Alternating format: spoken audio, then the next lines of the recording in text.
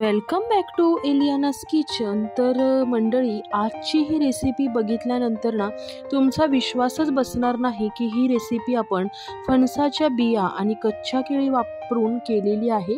एकदम वरून क्रिस्पी आणि आतून एकदम कुरकुरीत होणारी ही रेसिपी बनवण्यासाठी इकडे मी 150 ग्रॅम फणसाच्या बिया घेतलेल्या आहेत आणि 2 कच्ची केळी घेतलेली आहेत। हो, फणसाच्या बिया ज्या आपण फणस खाल्ल्यानंतर ह्या बिया शिजवून किंवा भाजून खातो त्याच ह्या बिया आहेत। आता एका पातेल्यामध्ये 1 लिटरभर पाणी घेतलेलं आहे। यामध्ये मीठ आणि थोडीशी हळद घालून हे बिया आणि केळी आपल्याला शिजवून घ्यायची आहेत। तुम्ही कुकरला देखील शिजवू शकता, पण कधी कधी केळी ओव्हरकुक होऊ शकतात, म्हणून अशा प्रकारे पातेल्यात हे शिजवून घ्यायचं।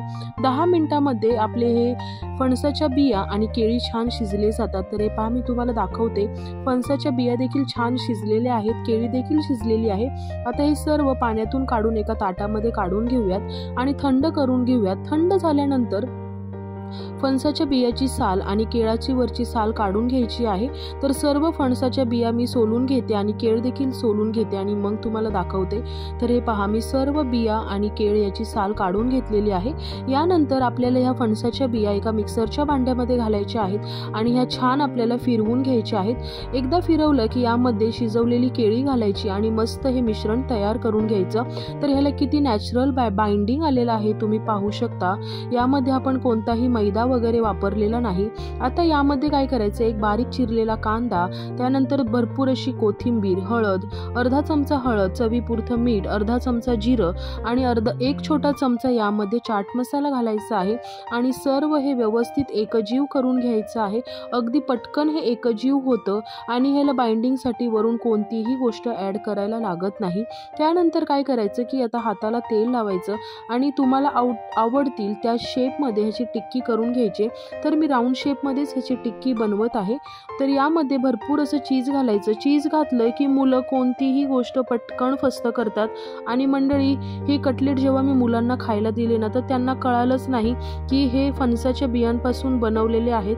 त्यांनी आणि घरातल्या सर्व मंडळींनी एकदम आवडीने हे कटलेट खाल्ले।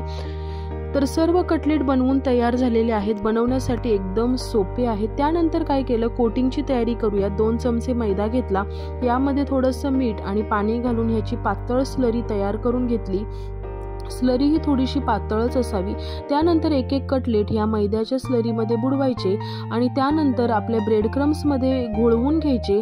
त्यामुळं आपले जे कटलेटचं वरचं कोटिंग आहे ते एकदम कुरकुरीत बनवून तयार होतं। तर सर्व कटलेट मी अशा प्रकारे कोट करून घेते।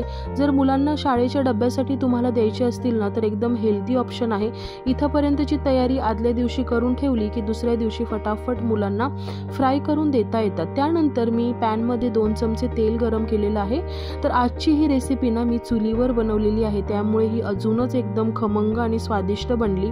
तर हे जे कटलेट आहेत ना ते दोन्ही बाजूनी छान शॅलो फ्राय करून घ्यायचे आहेत। तर तुम्ही पाहू शकता, मस्त ह्याला कलर देखील आलेला आहे आणि आपले क्रिस्पी चीजी असे फणसाच्या बियांचे आणि केळाचे कटलेट तयार झालेले आहेत। तर एकदा ही रेसिपी ना नक्की ट्राय करून पहा। आपण कच्च्या केळाची भाजी तर नेहमीच बनवतो, फणस खाल्ल्यानंतर त्याच्या बिया तर नेहमी वाफवून खातो, पण त्यांचं कॉम्बिनेशन करून ना ही रेसिपी एकदा नक्की ट्राय करा।